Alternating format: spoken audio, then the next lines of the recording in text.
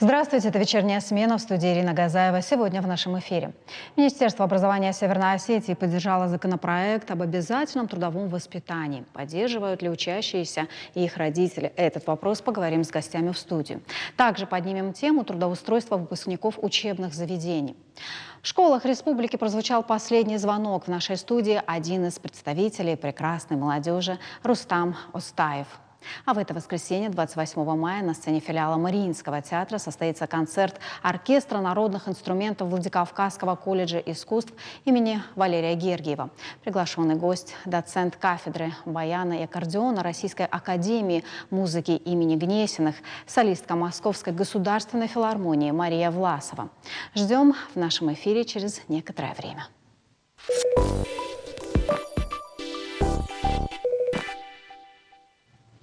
Все чаще слышно от молодых людей, что учеба практически не связана с трудоустройством. То есть можно окончить вуз и остаться без работы.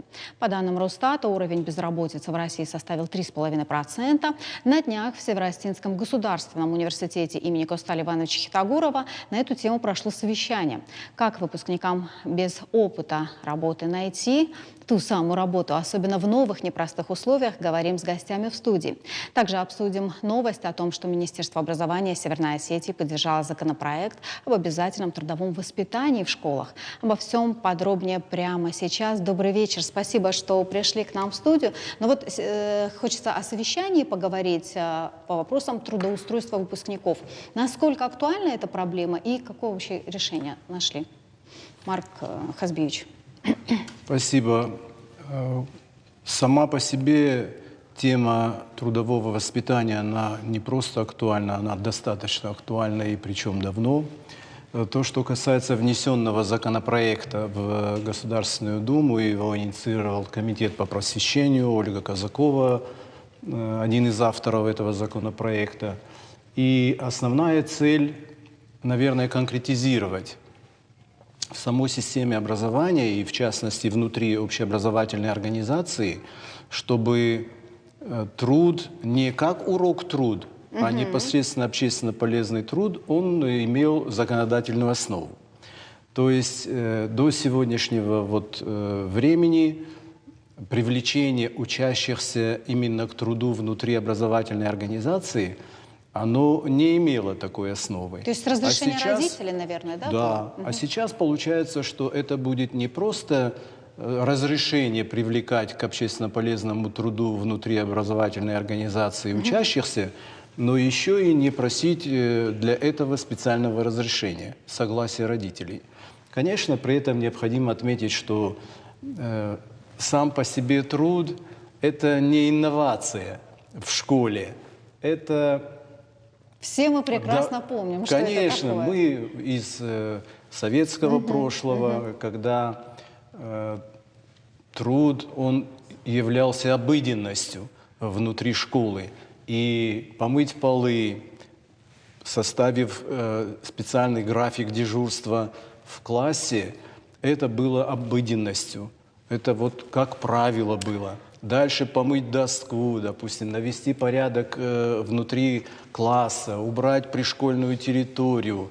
Даже, если мы помним, то даже территории вокруг школ, как правило, закреплялись сельскими советами, допустим, в сельской территории. И даже в городской черте, прилегающей к школам территории, мы часто устраивали, не ожидая апрельских субботников, вот такие специальные дни, когда наводили порядок внутри школы и вне ее. И каких-либо специальных разрешений для этого не требовалось, потому что к этому было такое осознанное отношение, что трудолюбие воспитывается не только на уроках труда, но воспитывается и вот на таких массовых мероприятиях, когда сами дети, сами учащиеся проявляли такую инициативу по наведению порядка. А сейчас вот подводится такая законодательная основа для упорядочения взаимоотношений внутри образовательной организации. Я даже приведу еще примеры. Помните замечательные пословицы и поговорки? Все, что касалось труда, там без труда не вытащишь и рыбку из труда. труд облагораживает человека. Самое неприятное, труд сделал из обезьяны человека, да? И это тоже. И усердие, и труд, все перетрут. И таких у нас были сотни, и это была реальная жизнь. Вот... И ничего плохого в этом не было, но сегодня дети, они не приучены к физическому труду. И они как-то, вот, мне кажется, и не любят, да, работать. Я перед нашим эфиром пообщалась с ученицей, ну, там возраст, не знаю, 5-6 класс. И вот на эту тему мы поговорили. Я говорю, ну, как ты считаешь, вообще это правильно, если введется вот такое вот условие, да, чтобы дети просто занимались трудом, убирали, мыли полы по графику. И она мне говорит, почему я должна это делать? У нас есть уборщица, которая должна мыть полы. Я категорически против. А потом, почему я должна эту стену мыть, когда там кто-то из учеников, значит, там нарисовал на стене ручкой, а я должна мыть за ним. И никак вот такие вещи, они не воспитывают нас. То есть я ей говорю, ну, может быть, в следующий раз другой человек будет мыть стену, и потом этот человек больше не нарисует. В общем, ну, она категорически, да, вот дети, мне кажется, против. Но вы в своем возрасте разве были за? По-моему, никто из нас за, и все хотели так слинять с этого задания. Нет, в этом плане я, конечно, не могу с вами согласиться, Да? и даже сегодня, уже не говоря о тех временах, о которых мы сейчас вспоминаем, совершенно свежий случай. Мое посещение одной из образовательных организаций, специально не называю какой, но по проекту «Успех каждого ребенка» ремонт спортивных залов в сельской территории. Так. И вот наше посещение, мы без специальной подготовки, без предварительного какого-то звонка, мы приезжаем для того, чтобы посмотреть, как проведены ремонтные работы, на каком качестве и вообще как функционирует спортивный зал. И наш вот заход в спортивный зал, и мы застаем такую картину вот раз. Два мальчика, два ученика, в руках у них вот эти маленькие губки, и они на корточках вытирают следы, вот кто-то от черных резиновых кед оставил, видимо, во время игры вот этот след, и вот они подтирают. Это сельская школа, да? Сельская школа. Ну, там Я, пока... честно говоря, удивился. Я говорю, по-другому. что они делают? И учитель физкультуры подходит и говорит, вы даже не представляете, они с такой ответственностью стали относиться к спортивному залу, что им не все равно, что вот оставили черный след от кед. И вот они сами по себе взяли вот эти губочки для того, чтобы стереть вот эти черные пятна с пола. Сами по себе. Не кто-то их призвал, и не учитель, и разрешения специального никто не спрашивал. Они сами по себе, вот так они сопереживают. Или же еще совершенно свежие примеры. В 2022 году известное телевидение этому уделяло очень серьезное и большое внимание. Капитальные ремонты, программа капремонтов, инициатива президента страны. 19 школ только в 2022 году были отремонтированы по современному стилю, по хорошим дизайн-проектам. Необычная красота и чистота были наведены. И можете себе представить, вот год заканчивается, и как будто в этих школах никто не учился. А ведь у нас настолько учатся бережное отношение было. 100, 200, 500, 1000, более 1000 учащихся в школах. Представьте себе, и стены чистые, и полы, и кафель сверкает, и в классах порядок. Это говорит о том, что какого-то специального призыва абсолютному большинству учеников не требуется, и я уверен, что не потребуется. И подведение вот сегодня таких законодательных инициатив, оно вовсе не говорит о том, что безответственное отношение к труду или же несолидарность родителей по трудолюбию их же детей имели место. Нет, конечно. Всякое бывает. Есть и ребята, которые уклоняются, конечно, от общественно полезного. Они были, есть и останутся. Но вот с учетом психофизических в целом психофизического состояния ученика, я думаю, что не понадобится каких-либо вот специальных вот таких методик воздействия. Вот чем это полезно, когда ребенок... Вот помните, даже мы, ну вот я в детстве, мы собирали там одуванчики, мать-мачеху собирали для таких фармацевтической отрасли, да? И ведь это тоже полезно. Я разбиралась в травах, которые я видела, то, что здесь могу сорвать на чай. Сегодня не знаю, дети как разбираются, не разбираются. Но вот чем еще это полезно для детей? Ну, я бы так сказал. Это полезно не просто из формирования каких-то коллективистских начал, понимаете? Да. Потому что ведь не единственная персона участвует в этом, а это такое коллективное воздействие и коллективное воспитание. Это уже плюс большой. Плюс, потому что все сидят в гаджетах, в интернете. Совершенно. Да, отвлечение от этого.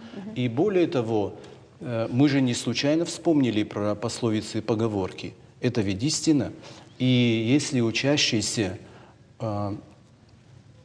начинает владеть минимальными навыками, а еще больше ответственным отношением к участию в этом труде, вот это и есть самое главное преимущество. Воспитать человека, который уважает труд, это никогда не было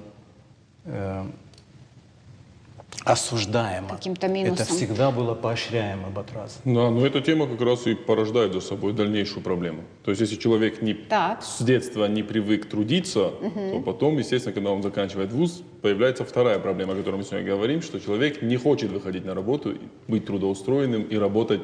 Не хочет, да. А давайте мы сейчас вернемся к этой теме, но для начала я предлагаю посмотреть опрос о том, как люди относятся к возвращению в школы таких обязательных субботников. Внимание. На мой взгляд, я считаю, это неплохо, когда дети принимают участие в субботниках на территориях школ. Я отрицательно отношусь к возвращению субботников, потому что мне не хотелось бы на них ходить. Я сразу домой после школы хочу идти. Положительно относимся. Мы ходили в школу, я закончила школу в 2003 году, и вот мы ходили, и на поле ходили, и картошку собирали. Наши родители были только за. Белили, и ничего. Это приучает к трудолюбию детей. Мы только за. И вообще это весело. Очень хорошо отношусь. Нужно, чтобы наши дети с раннего детства приучались к труду, чистоплотности, аккуратности, чтобы могли пройти по улице и не бросить, например, бумажку просто на пол, а взять и в мусорный ящик закинуть. Я считаю, что это очень хорошая затея, субботники, потому что мы облагораживаем наш город и делаем его чище. Плюс это как бы приучает к труду молодежь. Да, то, что субботники, это очень важно, и я положительно к ним отношусь и сам бы принимал участие с радостью. Я считаю то, что стоит ходить на субботники, мы облагораживаем наш город, стараемся с ребятами и помогаем, чтобы город стал красивее. К субботнику отношусь положительно. Детей надо приучать с раннего детства к труду, чтобы любили свой район, свой город, свою школу и приносили какую-то пользу. Вот вы знаете, приятно были удивлены, когда корреспондент отправлялся на этот опрос, она предполагала, что, скорее всего, будет много отрицательного мнения, много отрицательных высказываний, но только одно, да, мы услышали? Ну вот Парень 1 к сказал, 8. что... 1 к 8 я специально посчитал. Сказал, что хочется сразу домой, в школу. Ну, естественно, наверное, за компьютер сесть. Некоторые дети говорят, что немного хочется больше личного времени, потому что сейчас дети тоже загружены и на кружки ходят, да, и, ну, не знаю, кто-то там репетиторов посещает. То есть вот чуть-чуть хочется детям личного времени. Но в целом реакция хорошая. Ну вот представьте себе, что плохого в том, если, допустим, заканчивается урок математики, формула написана на доске, урок закончился, и разом все вышли. Так. Должны прийти другие ученики. Как привести доску в готовность к следующему уроку, если будет вот такое недоброжелательное В общем, отношение? все в балансе должен быть, и интеллектуальный, и физический труд. Ну, так оно. Ведь не просто так. Труд человека кормит, а лень его портит.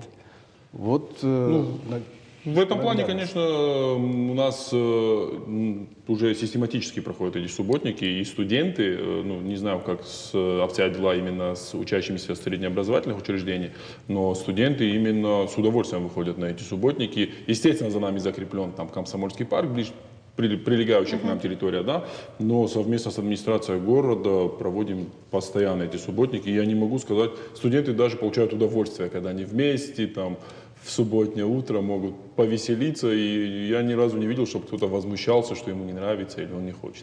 Так, но тем не менее, трудоустройство выпускников учебных заведений, да? Вот эта тема поднималась на совещании, насколько она актуальна? Совещание проходило в стенах Северо-Российского госуниверситета. В данном совещании приняло участие и Министерство образования республики, и Комитет занятости республики в лице руководителей. И, ну, я думаю, что эта тема актуальна не сегодня стала, она, в принципе, актуальна уже давным-давно, и мы уже который год в поисках эффективной модели реализации там, каких-то задач, которые помогут трудоустроить наших студентов. Ну, могу сказать, что не только руководство вуза, руководство республики принимают множество именно таких мер поддержки. И на сегодняшний день мы нашли пару механизмов. 3 года назад мы создали на базе Северо-Российского госуниверситета Центр карьеры. До этого это был отдел содействия трудоустройству. Потом решением министра высшего образования и науки Валерия Николаевича Фалькова было принято решение единого названия Центра карьеры в каждом вузе. И могу сказать, что динамика положительная с появлением данного структурного он делает? Чем он помогает студентам? Он создает базу данных работодателей, полностью входит в близкий контакт с каждым работодателем и понимает запрос работодателя на сегодняшний день. Могу сказать, что показатели улучшились. Если изначально мы пришли, видели показатель там 40% трудоустроенных, то на сегодняшний день, вот в прошлом году, процент трудоустроенных выпускников у нас составил 59%. Естественно, ректор университета Алан Узманович Угоев ставит перед нами задачу 100% трудоустройства наших выпускников, и все 100% должны быть по специальности. Ну, мы стремимся к идеалу. Насколько это возможно, да. Да. Ну, сегодня это проблема, потому что если мы берем трудоустройство в целом 59%, то трудоустройство по специальности за прошлый год это всего лишь 39%. А вот кто не идет по специальности? Это какие направления, какие факультеты работают? По факультетам можно сказать, что по специальности в основном по статистике очень много выпускников юридического факультета, экономического факультета. Это популярные, да? Да, популярные факультеты, когда студент на первом курсе туда поступает, он радуется, что поступил. И вы знаете, как правило, где-то на курсе 3-4 многие ребята понимают, что это не их и что им это не нравится, естественно, заканчивая вуз. Ну, скажу честно, один из таких представителей это я, который закончил в свое время экономический факультет при Ахурбеке Альхановиче Магометове. И всего лишь год поработал по специальности, а потом понял, что меня больше тянет именно вот в общественную деятельность, в воспитательный процесс и в сферу там, политики. Но в этом плане, опять же, Министерство высшего образования и науки, понимая данную ситуацию, Фальков можно неоднократно говорил о том, что индивидуальная траектория развития каждого ребенка. Если студент на 2-3 курсе ощутил, что это не его специальность, дайте ему возможность перевести на другое направление, которое он хочет. Поэтому на сегодняшний день никаких проблем не создается в том, что студент написал заявление и во время переводной комиссии его переводят. Скажу честно, перевод бывает иногда очень странный, там, с факультета журналистики на юрфак, либо с юрфака на химико-биологический. И, ну, иногда мы прям бываем удивлены, но человек говорит, я почувствовал, что мне там будет интереснее. И это хорошо. Хуже, когда человек понимает, что он не будет трудоустроен, то есть не нравится ему эта профессия, но он все равно идет, заканчивает, нехотя и уходит в какую-то там другую сферу. И, как правило, это проблема какая у нас на сегодняшний день с трудоустройством? Да? Теневая занятость очень часто. Вот один из самых крупных, наверное, наших потребителей с точки зрения трудоустройства, это Министерство образования Республики и науки Республики Северо-Осетия, потому что мы вуз, который выпускает педагогические специальности, педагогов школ. Ну и здесь, естественно, студенты... Вы знаете, какой-то этот замкнутый круг, потому что есть вроде бы и кадровый голод в школах, но есть выпускники, и никак не согласованы эти провели действия. опрос среди обучающихся, опять же, вот 61% Почему не идут? сказал, что будет работать по специальности, Так. 39 уже на этапе учебы понимают и говорят, что по специальности работать не будут. И говоря о том, почему, в основном называется Зарплата, низкий уровень наверное, заработной да? платы, да, то есть именно осознавание того, что выбрал не ту специальность, ну, ему, естественно, предлагается в этот момент перевестись. И второй момент, который мы сделали, это, считаем, одной из основных заслуг за последнее время, мы открыли совместно с президентской платформой «ОНО. Россия. Страна возможностей» центр компетенций. Такой же центр открыт на базе Кабардинского госуниверситета, Кабардино-Балкарского, на базе Северо-Кавказского федерального. И вот третий у нас открыт на Северном Кавказе. Что выявляете? Центр компетенций уже на сегодняшний день протестировал более 2500 студентов. Выявлены уровень надпрофессиональных компетенций. И когда к нам обращается работодатель с просьбой предоставить ему филолога, юриста, экономиста, в первую очередь открывается база данных именно данного тестирования. И мы в первую очередь отбираем ребят, которые показали на тестировании высокий уровень компетенций. Но, естественно, те, которые показали средний и низкий уровень, с ними уже продолжается чуть другая работа, мастер-классы, тренинги по повышению тех компетенций, которые у них проседают немного, скажем прекрасно. так. Из числа именно кадрового резерва, который мы создали за последние 3 года, за последние, вернее, там 1,5 года мы трудоустроились 107 человек именно силами Центра карьеры. Скажу честно, тут очень большой вклад внес Северо-Кавказская таможенная служба, в которой в прошлом году, как я вот до эфира говорил, мы трудоустроили разом там 76 человек. Сегодня буквально вот И МВД тоже, да? 3 часа назад проходило совещание министра внутренних дел Андрея Федоровича Сергеева со студентами выпускных курсов экономического, юридического и математики и компьютерных наук факультета. И где одним из вопросов также было трудоустройство. То есть Андрей Федорович сказал студентам, что мы готовы принять желающих, вы пройдете отбор, мы посмотрим на ваши компетенции, и двери открыты, я буду только рад. Спасибо. Давайте посмотрим опрос, пригодился ли диплом нашим зрителям, и потом вернемся. Уже страшно. Да, к беседе.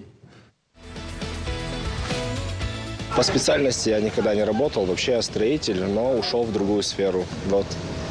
Да, я думаю, да, он пригодится. Почему? Объясню. Да, потому что медицинское образование, стоматолог, поэтому куда я денусь? 5 лет зачем я потратил?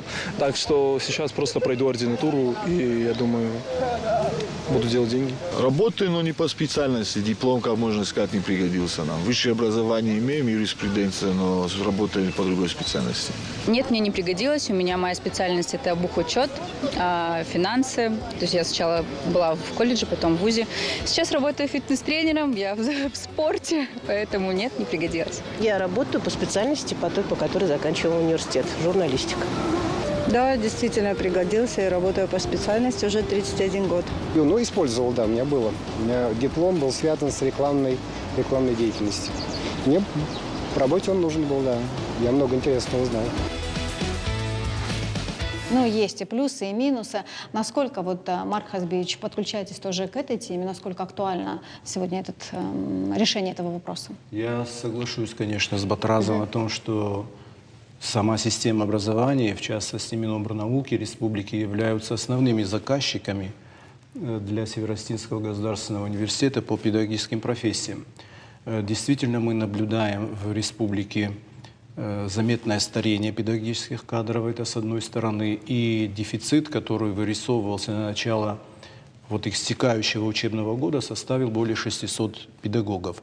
Это такой перспективный анализ мы делали потребностей в педагогических кадрах. Конечно, эта цифра не маленькая, да, это большая, и мы очень тесно работаем в этом плане с Северо-Осетинским госуниверситетом. Среднему профессиональному образованию сейчас уделяется вообще по стране очень серьезное внимание, и мы в том числе сосредоточились на этом направлении. Но как потенциальный работодатель мы ждем педагогических работников, возможность устроить педагогов у нас всегда есть. Мы ждем учителей, мы ждем воспитателей дошкольных организаций. И более того скажу, что и руководство республики, правительство делают немало для того, чтобы простимулировать. Ну, и программ, да, много федеральных и программ земский есть учитель, и поддержка учителей, которые направляются в сельскую местность, и целевая подготовка в этом плане. На мой взгляд, это должны они дать вот такие совместные усилия, результаты. Спасибо. Спасибо. Да, ну и в заключение вот хотелось бы, наверное, сказать, что вот какое взаимопонимание у нас есть с Министерством образования и науки Республики. Вот хотелось бы такого взаимопонимания со всеми работодателями с точки зрения именно тех кадров, которые им нужны. То есть Северо-Российский госуниверситет, горно-металлургический, Горский аграрный, каждый вуз сегодня готов перестраивать свои образовательные программы, чтобы выпускать тех специалистов, которые требуются работодателю, требуются рынку.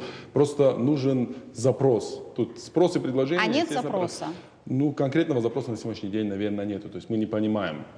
Если бы работодатель говорил, вот мне нужен именно вот такой специалист, то окей, мы готовы. В этом плане очень хорошее взаимопонимание. Естественно, у нас там Сбербанк, ВТБ, с ними тоже вопросов нету. Они озвучивают. Ну, силовые структуры, естественно, всегда нам четко говорят, какие специалисты им нужны. Вот с точки зрения других именно образовательных программ мы готовы перестраиваться и как-то подстраиваться под рынок. Главное, четко понимать задачи. Спасибо. И хочется побольше бюджетных мест. Это непосредственная связь, конечно, потому что от процента трудоустройства исходит количество бюджетных мест в ВУЗе, потому что Министерство высшего образования и науки, глядя на показатели Российская трудоустройства, Федерация. они понимают, так, если у вас такой низкий уровень трудоустройства там, медицинских сотрудников, стоматологов, то зачем вам тогда столько бюджетных мест, значит, вам в республике столько стоматологов не надо. Да, от этого прямая связь идет. И с финансированием университета, и в принципе, с количеством бюджетных мест. Ой, спасибо вам большое. Да, что-то хотите добавить? Я хотел вас поблагодарить. Спасибо вам большое, что пришли. Я думаю, что следующая наша встреча будет уже с конкретными какими-то решениями. Вам спасибо за вашу работу. Спасибо вам. Спасибо. И вам спасибо. У нас реклама. Не переключайтесь, мы продолжим далее.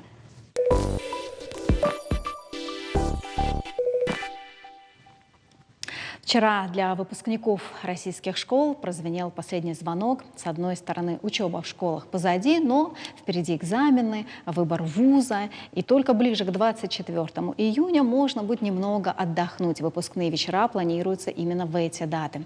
Среди окончивших среднее образование и наш следующий гость Рустам Остаев, которого мы все уже хорошо знаем как Кабул. Добрый вечер. Ну вот кто позывной это дал вам? Добрый вечер всем. Очень приятно, что пригласили меня, также очень волнительно. Позывной этот мне дали уже там. Сразу в соцсетях, по-моему, да? Или там? Нет, там, как я приехал, туда, как я прибыл, да. Ну, в связи с тем, что я самый молодой, там самый, так сказать, маленький. Да, ну уже и вся республика вас так называет. Встречают, как к вам обращаются? Ну, по-разному. Когда узнают? Бывает, что и Кабул, что и Рустам.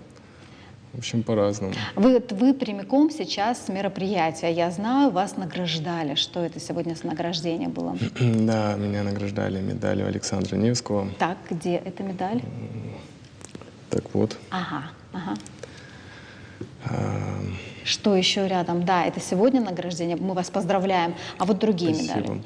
Это участник специальной военной операции. Это генерала Ермолова. Это во славу Осетии. Спасибо вам большое. Вы знаете, Рустам, вот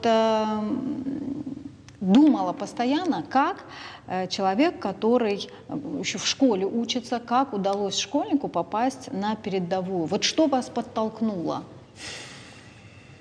Что меня подтолкнуло? Наверное, подтолкнуло то, что мы знаем, да, что ваш отец с первых дней там был уже и мой брат. Там были много моих друзей. Вот. И перед сном меня посещали мысли, что вот я здесь в теплой кроватке лежу. Они там, ну, как я себе это все представлял, отталкиваясь от фильмов и так далее, от этих сценок. А они там в грязи, в сырости лежат. Вы оставили учебу и уехали. Да, и мне очень захотелось, загорелось огромным желанием побывать с ними рядом, в этих же условиях. Вот, и уехал следом отец, оставив меня пока дома. Я его упрашивал, он меня не забрал с собой. Потом каким-то чудом получилось так, что он мне сказал, если тебе дадут добро свыше, то езжай. Я тебе даю добро, только ты должен понимать, что здесь не будет папа, мама, здесь будет приказ командира, и тебе надо будет его исполнять. Вот. Я прибыл в Дусав, отпросился, меня сначала не пустили. Ибрагим Борисович, глава администрации, он меня не пустил, сказал, зачем туда едешь? Я ему сказал, что я приеду до границы, отца увижу и вернусь, да. Он мне сказал, только если, значит, с таким условием. Вот, по дороге я уже стал папе писать, я же не кататься сюда приехал, пусти меня хотя бы на пару дней, я ребят увижу, потом обратно уеду. В итоге эти пару дней переросли такими же методами. На тот момент в 1,5 или 2 месяца, не помню, где-то так. Вот ваш... Вот, потом я приехал, спустя там 2 недели перерыва, обратно уехал, отпросился и уехал обратно. И вам не страшно было? Честно сказать, у меня не было чувства страха, у меня больше, наверное, было чувство удовлетворения, потому что я вы захотели, очень хотел, да, и мне дали такую возможность. Вот в одном из интервью вы сказали о том, что, рассказывали о том, что когда попали под обстрел, была там девушка-доброволец, Гаяна Калагова, да. И там, значит, вы высказали, что вы абсолютно не испугались этой ситуации, вы даже в этот момент читали книжку. Что помогает в такие моменты не паниковать? Вот что вам тогда помогло? Честно сказать, я не знаю. Если бы меня спросили, как ты себя поведешь в такой-то ситуации, я бы не дал точного ответа на этот вопрос. Или чуть позже, может быть, осознали, что происходит? Ну, это было так, что я читаю книжку Гаяна Калагова. Это единственная женщина-доброволец, девушка.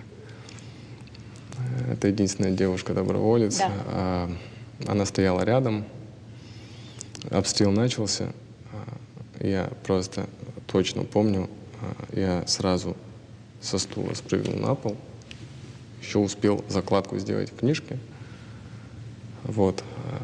Смотрю, там Гаяна стоит, там, ложись. В общем, она тоже легла. Вот на тот момент я отвечал за связь. Вот. Пока шел обстрел, мы лежали, потом не нас, а мы сами выбежали в подвалы. Вот. Чуть-чуть успокоилась, и там в 3 часа нас снова обстреляли, в общем. Вот это, конечно, удивительно, в такой ситуации сидеть и читать книгу. Что это за книга была?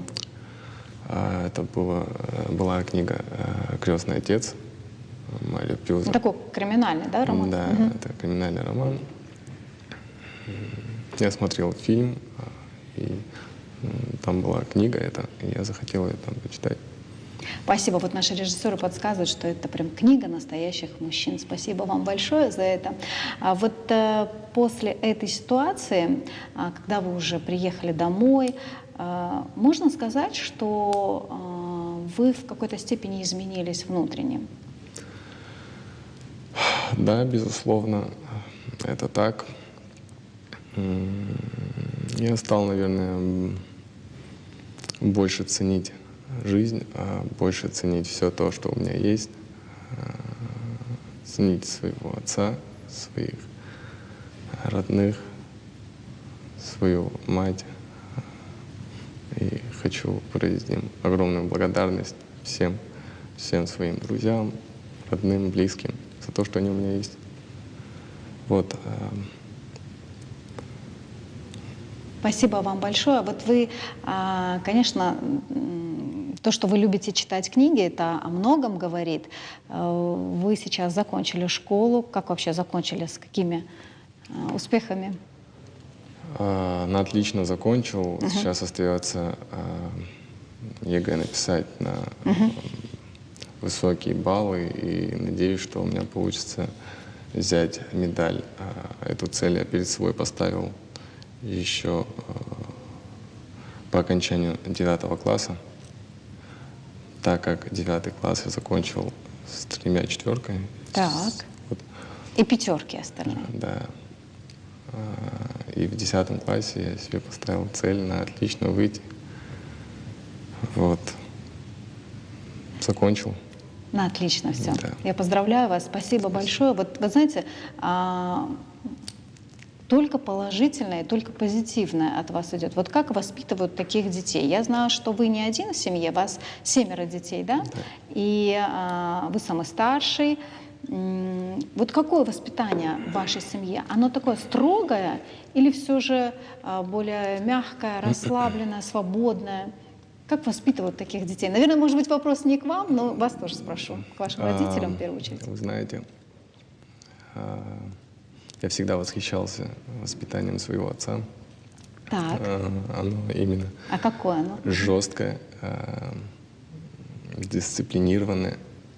То есть, к примеру, у меня до 9-10 класса никогда не было смартфона. Я там ходил с фонариком. Правда? Да, это не из-за того, что там не получалось. Не было возможности, да. Финансово плане, не тратить время, наверное, тратить впустую. Время, да, впустую.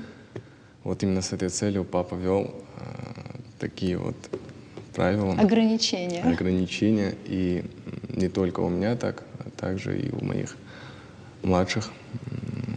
Был такой период, когда мы каждую пятницу приходили, отец нас построил и сказал: каждую пятницу вы приходите, отчитываетесь мне с дневником в руках, что вы делали на каждом уроке. Вот мы приходили и рассказывали. За неделю? За всю неделю, да. Мы приходили и рассказывали им, что мы проходили на уроке, чем мы занимались, почему не получили положительную оценку по тому или иному предмету. Просил. То есть уже даже вы какую-то причину находили и исправляли эту причину. Да. Ага. Вот, и там присутствовала даже какая-то такая военная дисциплина. Но у вас и дедушка, да, насколько вот я знаю, был военный, отец военный. Такая династия военных. Мой прадед Устаев Алексей Егорович, это первый герой Советского Союза из Осетин. Вот. Конечно, это мотивирует продолжать эту династию и поднимать свою фамилию и возвышать ее.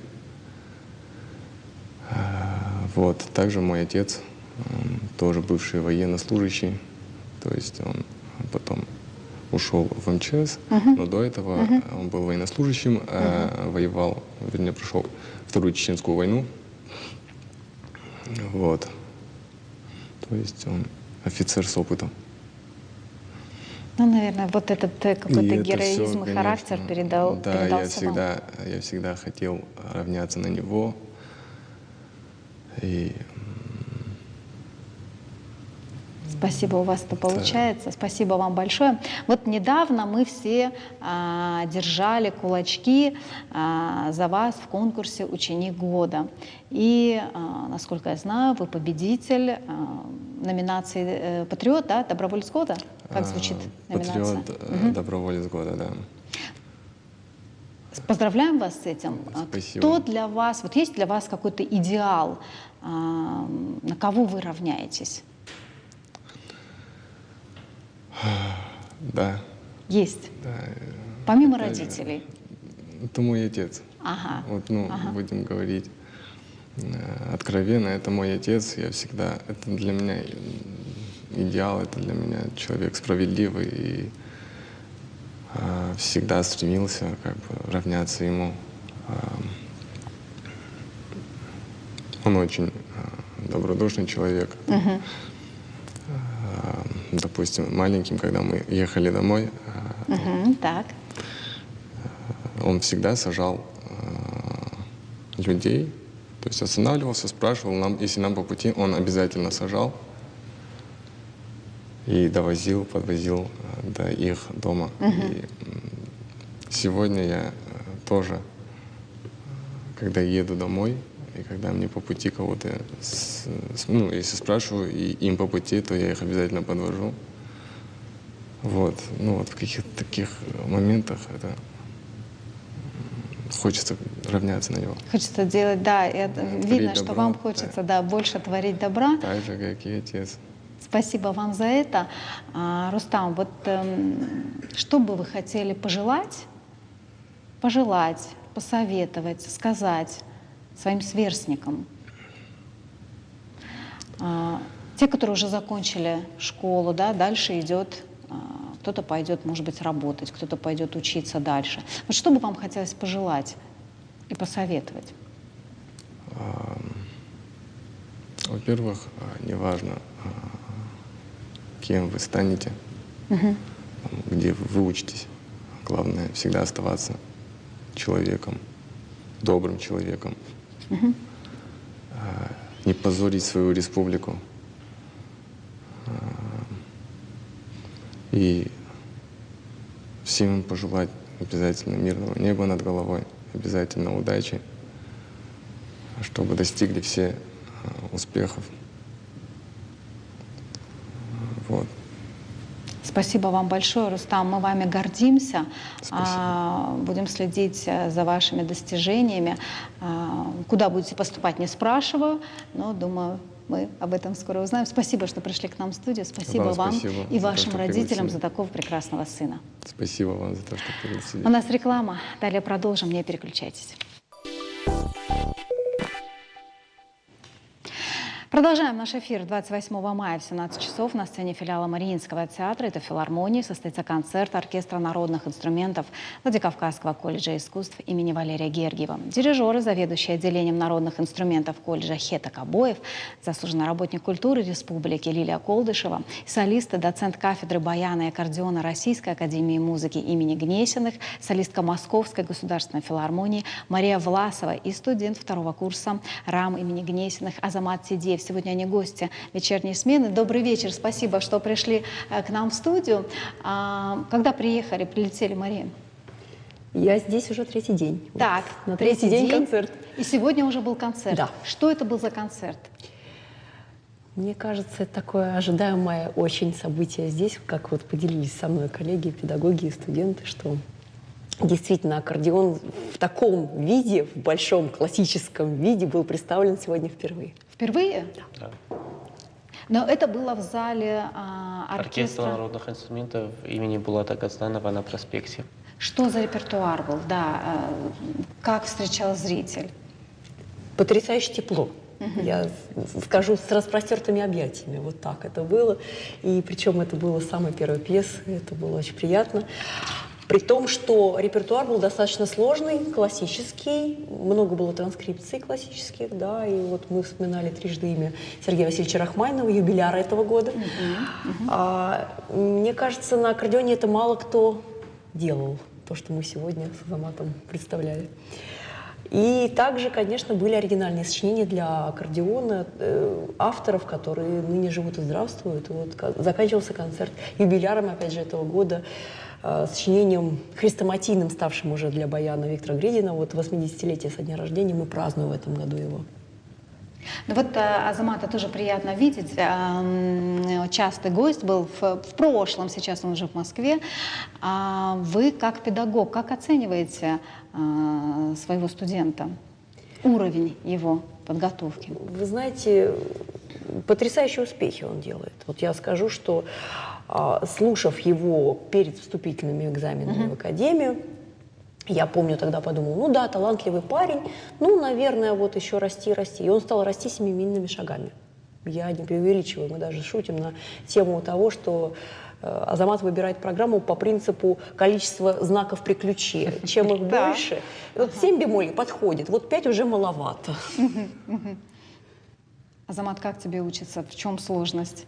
Много сложностей? Ну, конечно, это большая ответственность какая-то такая, учиться в таком престижном вузе, у такого замечательного педагога, как Мария Владимировна. Вот.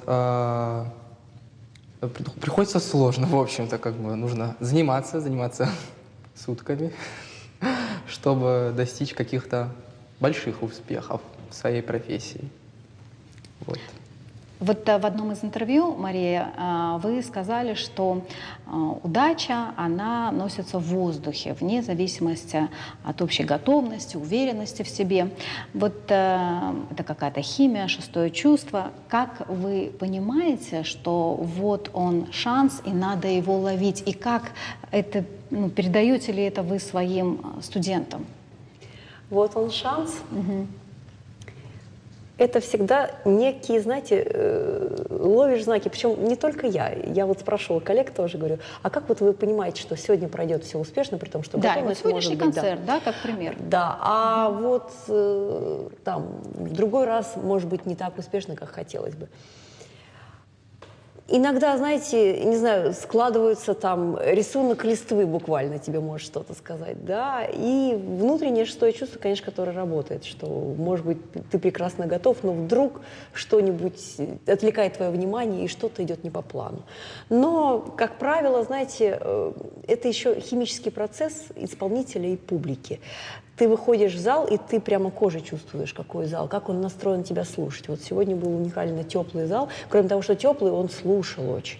Это при том, что вот коллеги уже после концерта поделились с нами, что действительно классического аккордеона здесь не было никогда, тем более в таком количестве, все-таки 2 отделения. Как тонко слушали люди, как они, ну, может быть, это их где-то удивило звучание инструмента. В общем-то, конечно, многие транскрипции созданы для фортепиано, а мы их исполняли уже на аккордеоне в своих собственных вариантах, да, переработки. Но, тем не менее, мне очень понравилась атмосфера, конечно, сегодня. Но и Азамат, когда играл уже последние номера, супер виртуозные, в общем-то, и для пианистов в том числе, я уж не говорю для аккордеонистов, такое редко кто делает, то, конечно, зал бушевал овациями. Но вот я почему спрашиваю, потому что выпускников же много бывает, да, и вузов много, выпускников в этом направлении. Трудоустраиваются ли они? Вот насколько сегодня, есть ли вот эта сложность? Потому что до вас, у нас были гости в эфире, мы как раз говорили, что очень часто диплом по профессии, ну вот он как-то многим может и не пригодиться в жизни. Вы знаете, во многом зависит это от выпускника. Самого. От самого выпускника. Конечно, должна быть удача, которая тебе сопутствует. Да, сопутствует вот этот 5-й элемент, который приложим, конечно, ко всему. Но если ты хочешь играть, ты найдешь возможность играть. Я могу сказать, что вот у меня в классе 14 человек сейчас, это самый большой класс, наверное, в академии у нас. И все, начиная со 2-го курса, работают. Все. Мало того, работают не на одной работе, а на нескольких работах. Это кроме концертов, это кроме их отъездов, это кроме конкурсов. И в свое время Фридрих Львович тоже, вот мой дорогой профессор, народный артист России, он, сидя на концерте нашем каком-то сборном, и очень хорошо понимали, и все. Он говорит, ты знаешь, я о чем сидел, думал? О том, что талант всегда пробьет себе дорогу. Вот это какая-то тоже... А как же фраза «талантам нужно помогать, а вот все-таки бездарности пробьются сами»? А вы знаете, талантам помогают, это так складывается. Вот у меня в судьбе мне много кто помогал. так сложилось еще с детства, да, что вот родители, допустим, не могли позволить купить мне инструмент, не могли позволить себе. Так мой дорогой педагог нашел возможность, нашел спонсоров, и они купили школе инструмент. Ну, и вы случайно же тоже, да, в этом направлении стали Вот не случайно, да. Я думаю, что вот не случайно. Также у любого таланта, вот я смотрю, опять же, на своих студентов, у Азамата тоже вот сейчас появилась такая возможность, мы, может быть, не будем ее озвучивать, пока это уже не станет явным. Вот. У других моих ребят, да, я смотрю, что вдруг везет. Вот как это воспринимать? Это как вдруг везет или как потому, что он такой талантливый, и потому что такой трудолюбивый, и вот ему и повезло? Как это воспринимать? Я не знаю. С точки зрения работы, вы знаете, спрашивают, это самый частый вопрос, по-моему, на мастер-классах, что делают ваши ребята после? Я скажу, что они начинают делать уже во время. Но все-таки залог успеха, чтобы тебя видели, чтобы тебя знали, чтобы ты выходил на сцену, чтобы даже в школу вот сейчас устроиться, ты элементарно можешь прийти и попросить работу, но поскольку рынок достаточно музыкантов обширен, они скажут, да кто это такой? А мы вот этого знаем, а этот к нам приходил играть. Вот мы вот этого возьмем. То есть вот все-таки важно собственная активность, собственная инициатива и, конечно, творческая инициатива. А талант — это такое, это новость, которая всегда нова. Вот этому не научишь. Можно научить чему угодно, быстро играть пассажи. А то, что происходит на сцене, это все равно мера слышания, мера его внутреннего состояния, этого артиста, который волшебства сейчас. Да. Спасибо вам большое. Давайте тогда к концерту перейдем. Вообще, как появилась эта идея приехать с концертной программой, не знаю, хеток, может быть, как появилась такая идея пригласить нашу прекрасную гостью? Да, у нас в колледже есть дирижер нашего оркестра, это Лилия Юрьевна Колдышева, в которой эта идея родилась, и она захотела, что вот есть такая современная прекрасная музыка, и я бы хотела, чтобы наши студенты это играли. Мы долго даже спорили, что, может быть, давайте пока рано, может быть, нас не поймут, а может, это сложно. Потом, да, современную музыку не каждый поймет. Но, знаете, вот мы вас приглашаем в воскресенье, да, и я уверен, что все поймут. Да? Потому что это та музыка, которую хочется петь. Вот заканчивается у нас репетиция, потом все наши студенты ходят и поют все мотивы оттуда. Вот это и есть главный показатель любой хорошей музыки. То, что сейчас в нашей стране есть такие композиторы, как Броннер, как Подгайц, и то, что они пишут для наших оркестров, для наших любимых народных инструментов такие гениальные произведения, я считаю, что это какое-то счастье. И дважды приятно то, что наши студенты колледжа искусств имени Валерия Гергиева сейчас соприкоснутся с их творчеством. Это не впервые. К нам уже приезжал Ефрем Подгайц, «Маленького принца» мы играли. К нам приезжал Алексей Моргунов, «Кармен Сюиту» мы делали. И теперь к нам приехала Мария Власова. Это правда честь. Спасибо вам огромное, что нашли время в своем плотнейшем графике, потому что это, наверное, на сегодняшний день самый востребованный музыкант вот в этом жанре, который разъезжает, когда мы вот составляли, вот один раз перенесли, потом другой. Столько было проблем и технических, да, знаете, вот что-то... Все сложилось. Да, все-то как-то сложилось, и вот сегодня мы здесь. Спасибо. Вот у нас есть видеоматериал сегодняшнего концерта. Я предлагаю его посмотреть сейчас и потом продолжим беседу.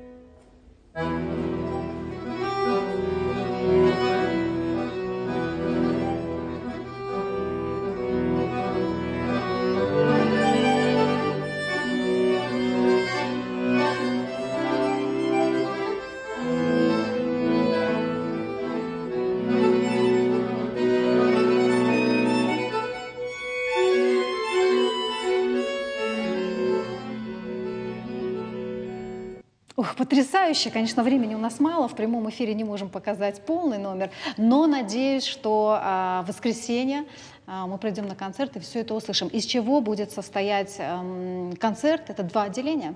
Да, первое отделение у нас будет звучать музыка Георгия Сферидова к повести Александра Пушкина «Метель». Читает лауреат международных конкурсов Михаил Павлов. А второе отделение – это Броннер, 7 еврейских песен, солисты рядом с вами. Да? Да. Азамат Тедеев, Мария Власова. Спасибо, Азамат. Ну вот уже выходишь, сегодня выходил на сцену уже как приезжая звезда? Какое было ощущение? Каждый выход — это всегда какое-то волнение, тем более для меня, что это всего лишь 3-й год обучения на аккордеоне. С каждым разом все волнительнее выходить, тем более играть такую хорошую, сложную музыку. Вот, за что благодарность вот Марии Владимировне. Это как часть программы состоялась из ее переложения. Вот, собственно говоря, вот так вот. Я вам даже небольшой такой секрет скажу, вот такой момент Азамату, когда я вот афиши скидывал в какой-то момент, и даже вот наши педагоги заходят, и Азамат сам пишет, говорит, вот я бы мечтал когда-нибудь об этом, чтобы с Марией Власовой играть в одном концерте. Это, конечно, замечательно, потому что на самом деле ты всего лишь играешь 3 года на аккордеоне, как бы поступаешь в академию, вот, ну, смотришь на это все, удивляешься, поражаешься тому, что как это все успевать. Да. Сегодня здесь концерт, завтра там концерт у Марии Владимировны, а завтра она вообще там, где-то очень далеко, на том конце России. Так вот, ну, всегда хочется равняться вот на таких преподавателей замечательных. Хочется быть похожими на них. Поздравляю тебя, что ты уже среди них, ты вместе с ними, ты в их поле. Это уже хорошо.